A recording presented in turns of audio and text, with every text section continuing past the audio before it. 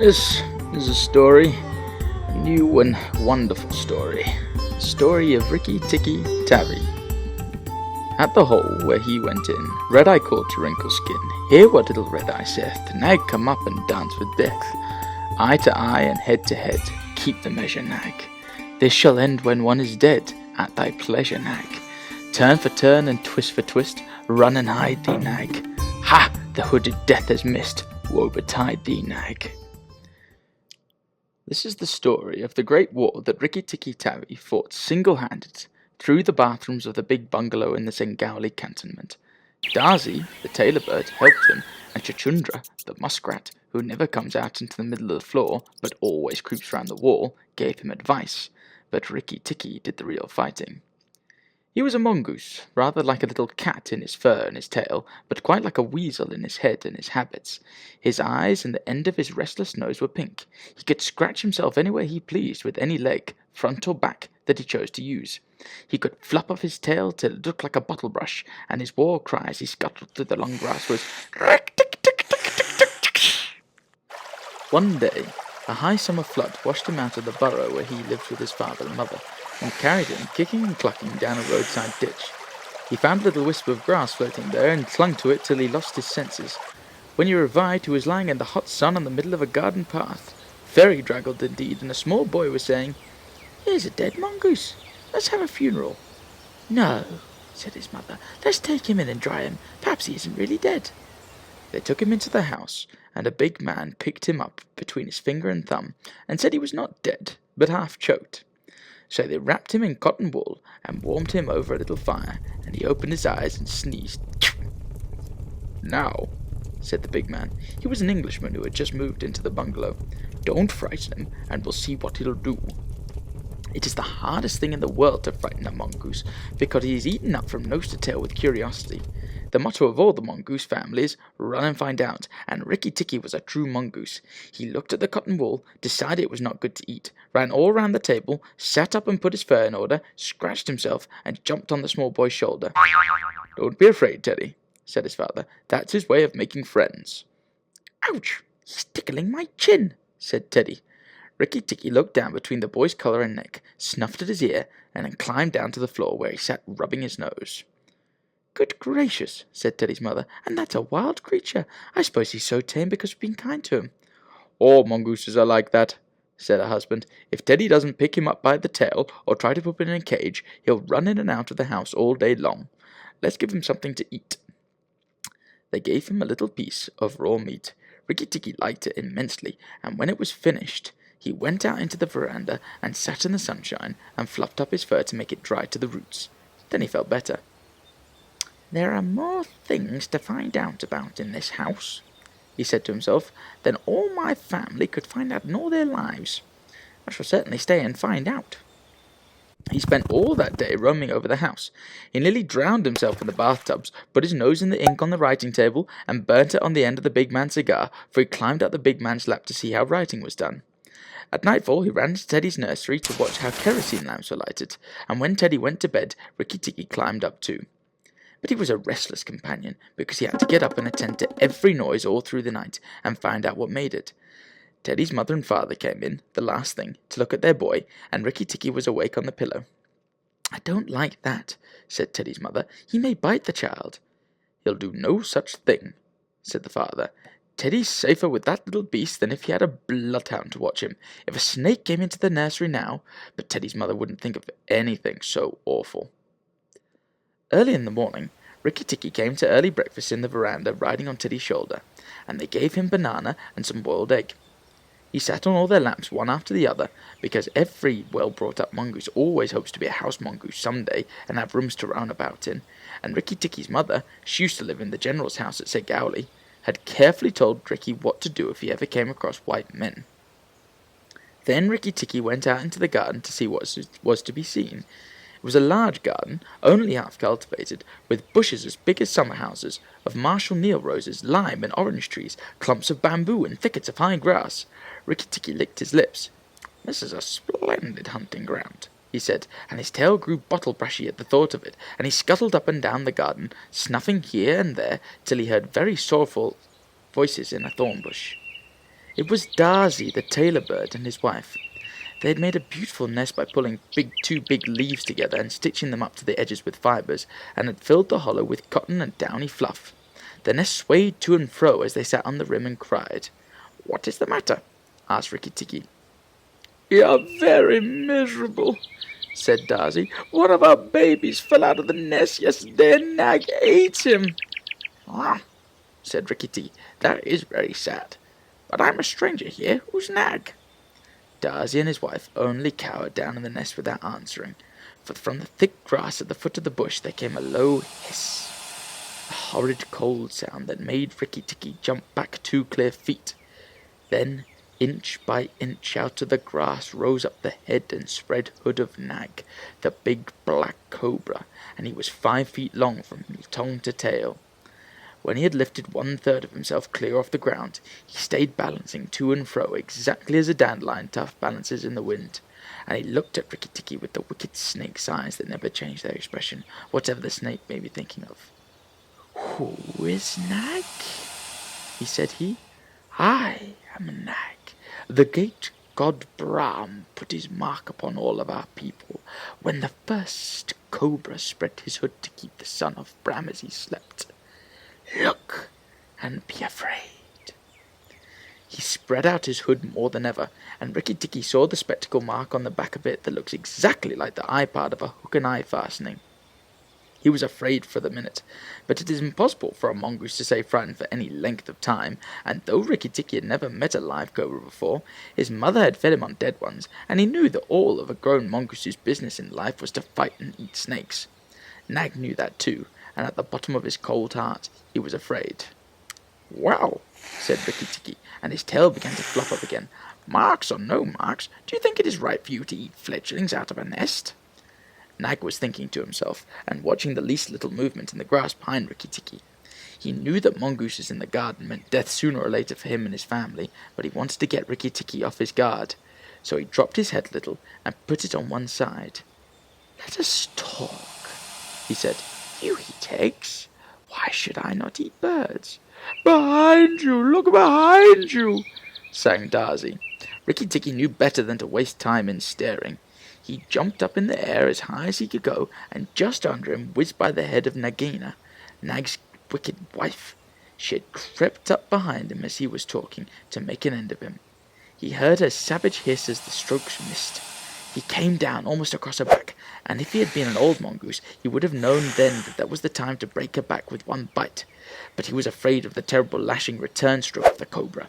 He bit indeed, but did not bite long enough, and he jumped clear of the whisking tail, leaving Nagina torn and angry. "Wicked, wicked Darzy," said Nag, lashing up as high as he could reach towards the nest in the thorn bush. But Darzy had built it out of reach of snakes, and it only swayed to and fro. Rikki Tikki felt his eyes growing red and hot. When a mongoose's eyes grow red, he is angry, and he sat back on his tail and hind legs like a little kangaroo, and looked all around him, and chattered with rage. But Nag and Nagina had disappeared into the grass. When a snake misses its stroke, it never says anything or gives any sign of what it means to do next. Rikki Tikki did not care to follow them, for he did not feel sure that he could manage 2 snakes at once. So he trotted off to the gravel path near the house and sat down to think. It was a serious matter for him. If you read the old books of natural history, you will find that they say that when a mongoose fights the snake and happens to get bitten, he runs off and eats some herbs that cure him. That is not true. The victory is only a matter of quickness of the eye and quickness of foot. Snakes blow against mongooses jump, and as no eye can follow the motion of a snake's head when it strikes, this makes things much more wonderful than any magic herb. Rikki Tikki knew he was a young mongoose, and it made him all the more pleased to think he had managed to escape a blow from behind. It gave him confidence in himself, and when Teddy came running down the path, Rikki Tikki was ready to be petted. But just as Teddy was stooping, something wriggled a little in the dust, and a tiny voice said, "Be careful, I am Death." It was Karat, the dusty brown snakeling that lies for a choice on the dusty earth, and his bite is as dangerous as the cobra's. But he's so small that nobody thinks of him, and so he does more harm to more people. Rikki Tikki's eyes grew red again, and he danced up to Karat with the peculiar rocking, swaying motion that he had inherited from his family. It looks very funny, but it is so perfectly balanced a gate that you can fly off from it at any angle you please, and in dealing with snakes, this is an advantage.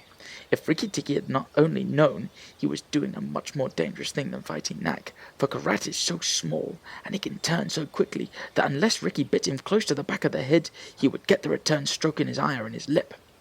But Rikki did not know. His eyes were all red, and he rocked back and forth, looking for a good place to hold. Karat struck out. Rikki jumped sideways and tried to run in, but the wicked little dusty grey head lashed within a fraction of his shoulder, and he had to jump over the body, and the head followed his heels close. Teddy shouted to the house, "Oh, look here! Our Mongoose is killing a snake!" And Rikki Tikki heard a scream from Teddy's mother. His father ran out with a stick, but by the time he came up, Karat had lunged out once too far, and Rikki Tikki had spun, jumped on the snake's back, dropped his head far between his forelegs, bitten as high up the back as he could get hold, and rolled away. That bite parallels Karat, and Rikki Tikki was just going to eat him up from the tail, after the custom of his family at dinner, when he remembered that a full meal makes a slow mongoose, and if he wanted to keep all of his strength and quickness ready, he must keep himself thin. He went away for a dust bath under the castor oil bushes, while Teddy's father beat the dead Karat. "What is the use of that?"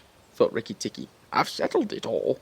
And then Teddy's mother picked him up from the dust and hugged him, crying that he had saved Teddy from death, with big scared eyes. Rikki Tikki was rather amused at all the fuss, which of course he did not understand. Teddy's mother might just as well have petted Teddy for playing in the dust. Rikki was thoroughly enjoying himself. That night at dinner, walking to and fro among the wine glasses on the table, he might have stuffed himself 3 times over with nice things. But he remembered Nag and Nagina, and though it was very pleasant to be petted and petted by Teddy's mother, and to sit on Teddy's shoulder, his eyes would get red from time to time, and he would go off into his long war cry of "Rick." Teddy carried him off to bed, and insisted on Rikki Tikki sleeping under his chin.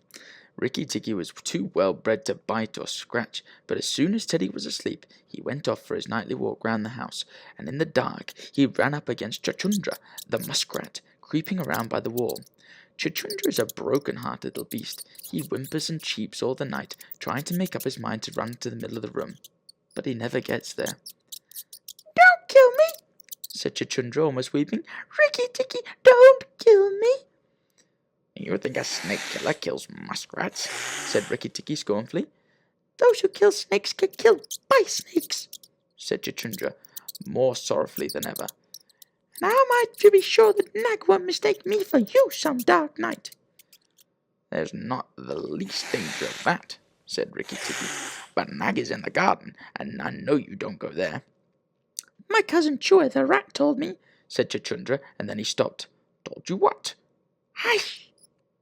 Nag is everywhere, Rikki Tikki. You should have talked to Chua in the garden." "I didn't, so you must tell me. Quick, Chuchundra, or I'll bite you." Chuchundra sat down and cried till the tears rolled off his whiskers. "I'm a very poor man," he sobbed. "I never had the spirit enough to run out into the middle of the room. Hush! I mustn't tell you anything. Can't you hear, Rikki Tikki?" Rikki Tikki listened. The house was as still, but he thought he could just catch the faintest scratch in the world, a noise as faint as that of a wasp walking on a window pane. The dry scratch of a snake's scale on brickwork. "That's Nag or Nagina," he said to himself, "and he is crawling into the bathroom sluice. You're right, Chuchundra, I should have talked to Chua." He stole off to Teddy's bathroom, but there was nothing there, and then to Teddy's mother's bathroom. At the bottom of the smooth plaster wall there was a brick pulled out to make a sluice for the bath water, and as Rikki Tikki stole in by the masonry curve where the bath is put, he heard Nag and Nagina whispering together outside in the moonlight. "When the house is emptied of people," said Nagina to her husband, "you will have to go away, and then the garden will be our own again. Go in quietly, and remember that the big man who killed Karat is the first one to bite. Then come out and tell me, and we will hunt for Rikki Tikki together." "But are you sure that there is anything to be gained by killing the people?" said Nag. "Everything. When there were no people in the bungalow, did we have any mongoose in the garden? So long as the bungalow is empty, we are king and queen of the garden. And remember that as soon as our eggs in the melon bed hatch, as they may tomorrow, our children will need room and quiet." "I had not thought of that," said Nag. "I will go, but there is no need that we should hunt for Rikki Tikki afterward. I will kill the big man and his wife and the child if I can, and come away quietly. Then the bungalow will be empty, and Rikki Tikki will go." Rikki Tikki tingled all over with rage and hatred at this, and then Nag's head came through the sluice, and his 5 feet of cold body followed it. Angry as he was, Rikki Tikki was very frightened as he saw the size of the big cobra. Nag coiled himself up, raised his head, and looked into the bathroom in the dark, and Rikki could see his eyes glitter. "Now, if I kill him here, Nakina will know. And if I fight him on the open floor, the odds are in his favour. What am I to do?" said Rikki Tikki Tavi. Nag waved to and fro, and then Rikki Tikki heard him drinking from the biggest water jar that was used to fill the bath. "That is good," said the snake. "Now, when Karat was killed, the big man had a stick. He may have that stick still, but when he comes in to bathe in the morning, he will not have a stick. I shall wait till he comes. Nakina, do you hear me? I shall wait here in the cool till daytime." There was no answer from outside, so Rikki Tikki knew Nagina had gone away. Nag caught himself down, coil by coil, round the bulge at the bottom of the water jar, and Rikki Tikki stayed still as death. After an hour, he began to move, muscle by muscle, toward the jar. Nag was asleep, and Rikki Tikki looked at his big back, wondering which would be the best place for a good hold. "If I don't break the back the first jump," said Rikki, "he can still fight. And if he fights, oh, Rikki!" He looked at the thickness of the neck below the hood, but that was too much for him, and he bit near the tail and a bite near the tail would only make Nag savage. "It must be the head," he said at last, "the head above the hood. And when I'm once there, I must not let go." Then he jumped. The head was lying a little clear of the water jar, under the curve of it, and as his teeth met, Rikki braced his back against the bulge of the red earthenware to hold down the head. This gave him just 1 second's purchase, and he made the most of it. Then he was battered to and fro as a rat is shaken by a dog, to and fro on the floor, up and down, and around in great circles, but his eyes were red, and he held on as the body cart whipped over the floor, upsetting the tin dipper and the soap dish and the flesh brush, and banged against the tin side of the bath. As he held, he closed his jaws tighter and tighter, for he made sure he would be banged to death, and for the honour of his family, he preferred to be found with his teeth locked.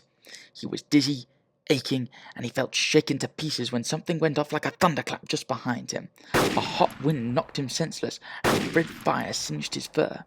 The big man had been wakened by the noise, and had fired both barrels of a shotgun into Nag just behind the hood. Rikki Tikki held on with his eyes shut, for now he was quite sure he was dead.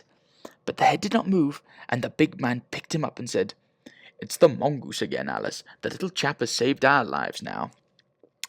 Then Teddy's mother came in with a very white face, and saw what was left of Nag, and Rikki Tikki dragged himself to Teddy's bedroom and spent half the rest of the night shaking himself tenderly to find out whether he really was broken into 40 pieces, as he fancied. When the morning came, he was very stiff, but well pleased with his doings. "Now I have Nagina to settle with, and she'll be worse than 5 nags, and there's no knowing when the eggs she spoke of will hatch. Goodness, I must go and see Darcy," he said. Without waiting for breakfast, Rikki Tikki ran to the thorn bush where Darcy was singing a song of triumph at the top of his voice. The news of Nag's death was all over the garden, for the sweeper had thrown the body on the rubbish heap. "Oh, you stupid tuft of feathers," said Rikki Tikki angrily. "Is this the time to sing?" "Nag is dead, is dead, is dead," sang Darcy. "The valiant Rikki Tikki caught him by the head and held him fast. The big man brought the bang stick, and Nag fell into pieces. He will never eat my babies again." "Oh, that's true enough. But where's Nagina?" said Rikki Tikki, looking carefully around him. "Nagina came to the bathroom sluice and called for Nag. Darcy went on, and Nag came out on the end of a stick. The sweeper picked him up on the end of a stick and threw him on the rubbish heap. Let us sing about the red-eyed Rikki Tikki. And Darcy filled his throat and sang. If I could get up to your nest, I'd throw your babies out, said Rikki Tikki. You don't know when to do the right thing at the right time. You're safe enough in your nest there, but it's war for me down here. Stop singing for a minute, Darcy. For the great, beautiful Rikki Tikki's sake, I will stop, said Darcy. What is it? Oh, killer of the terrible Nag. Where is Nagina? For the third time. On the rubbish heap by the stables, mourning for Nag. Great is Rikki Tikki with the white teeth. Bother my white teeth. Have you ever heard where she keeps her eggs?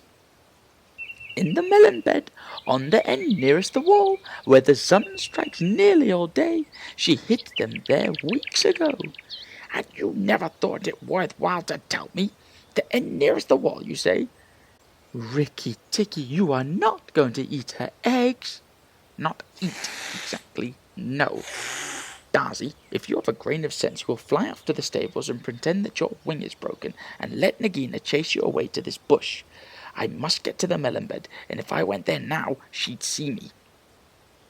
Darcy was a feather-brained little fellow who could never hold more than one idea in his head at a time, and just because he knew that Nagina's children were born in eggs like his own, he didn't think at first that it was fair to kill them.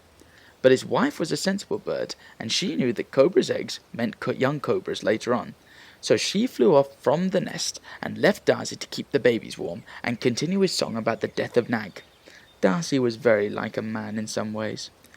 She fluttered in front of Nagina by the rubbish heap and cried out, "Oh, my wing is broken! The boy in the house threw a stone at me and broke it." Then she fluttered more desperately than ever. Nagina lifted up her head and hissed, You warned Rikki Tikki when I would have killed him. Indeed and truly, you've chosen a bad place to be lame in. And she moved towards Darcy's wife, slipping along the dust. The boy broke it with a stone, shrieked Darcy's wife. Well, it may be some consolation to you when you're dead to know that I shall settle accounts with the boy. My husband lies on the rubbish heap this morning, but before night the boy in this house will lie very still. What is the use of running away? I'm sure to catch you, little fool. Look at me. Darcy's wife knew better than to do that, for a bird who looks at a snake's eyes gets so frightened that she cannot move. Darcy's wife fluttered on, piping sorrowfully and never leaving the ground, and Nagina quickened her pace. Rikki Tikki heard them going up the path from the stables, and he raced for the end of the melon patch near the wall.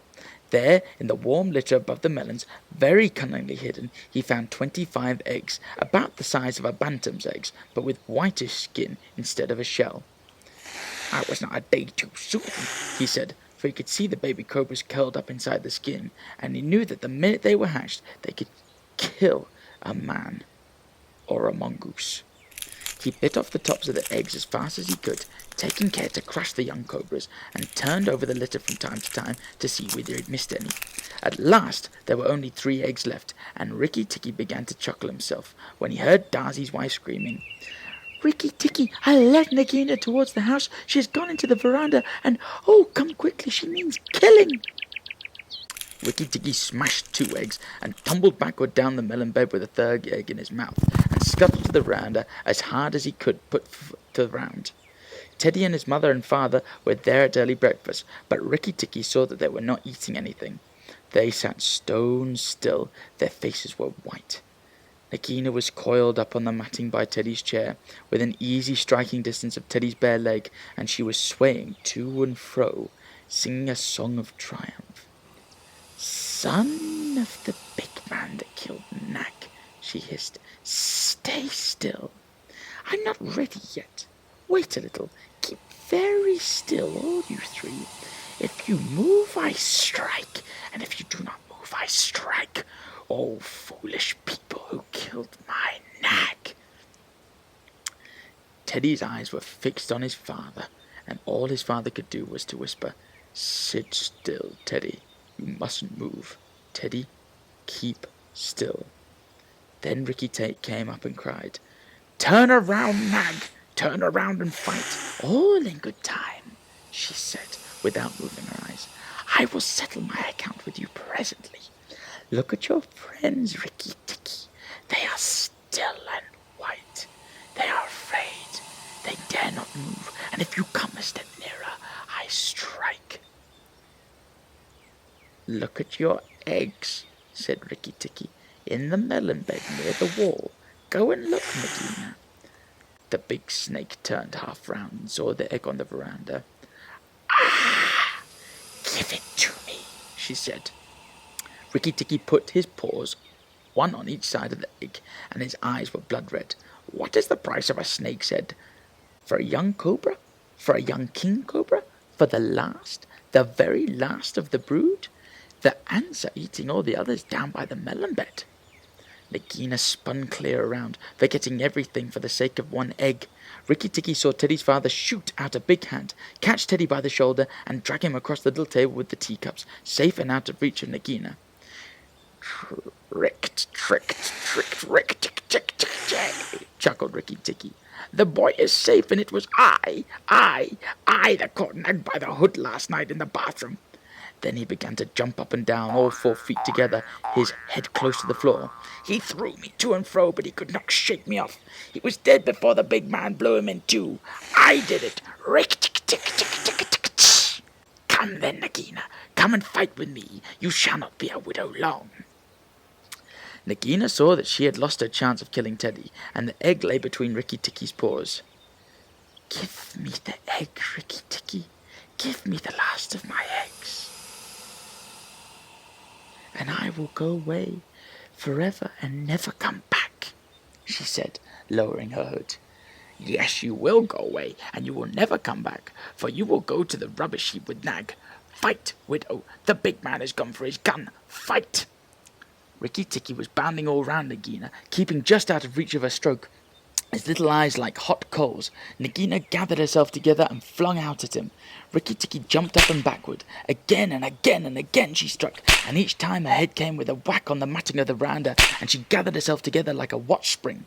Then Rikki Tikki danced in a circle to get behind her, and Nagina spun round to keep her head to his head, so that the rustle of her tail on the matting sounded like dry leaves blown along by the wind. He had forgotten the egg.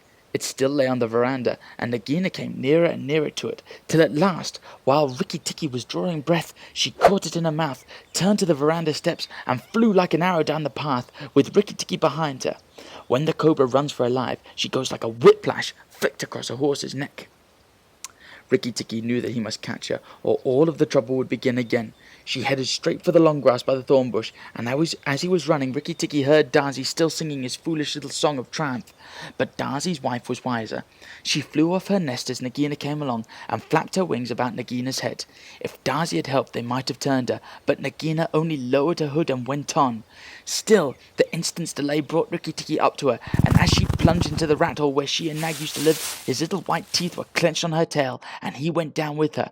And very few mongooses, however wise and old they may be, care to follow a cobra into its hole. It was dark in the hole, and Rikki Tikki never knew when it might open out and give Nagina room to turn and strike at him. He held on savagely, and stuck out his feet to act as brakes on the dark slope of the hot, moist earth. Then the grass by the mouth of the hole stopped waving, and Darzee said, It is all over with Rikki Tikki. We must sing his death song. Valiant Rikki Tikki is dead, for Nagina will surely kill him underground. So he sang a very mournful song that he made up on the spur of the minute, and just as he got up to the most touching part, the grass quivered again, and Rikki Tikki, covered with dirt, dragged himself out of the hole leg by leg, licking his whiskers. Darzee stopped with a little shout. Rikki Tikki shook some of the dust out of his fur and sneezed. It's all over, he said. The window will never come out again. And the red ants that lived between the grass and the stems heard him, and began to troop down one after another to see if he had spoken the truth.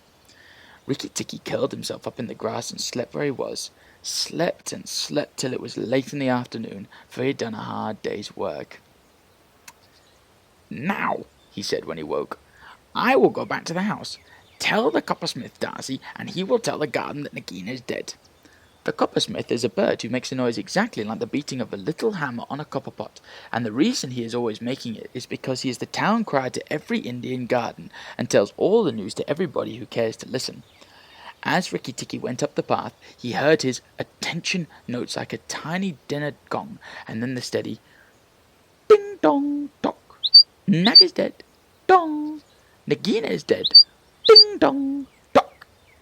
That set all the birds in the garden singing and the frogs croaking, for Nag and Nagina used to eat frogs as well as little birds. When Rikki got to the house, Teddy and Teddy's mother, she looked very white still, for she had been fainting, and Teddy's father came out and almost cried over him, and that night he ate all that was given to him till he could eat no more, and went to the bed on Teddy's shoulder, where Teddy's mother saw him when she came to look late at night. "He saved our lives and Teddy's life," she said to her husband. "Just think, he saved all of our lives." Rikki Tikki woke with a jump, for mongooses are light sleepers. "Oh, it's you," said he. "What are you bothering for? All the cobras are dead, and if they weren't, I'm here." Rikki Tikki had a right to be proud of himself, but he did not grow too proud, and he kept that garden as a mongoose should keep it, with tooth and jump and spring and bite, till never a cobra dared show its head inside the walls.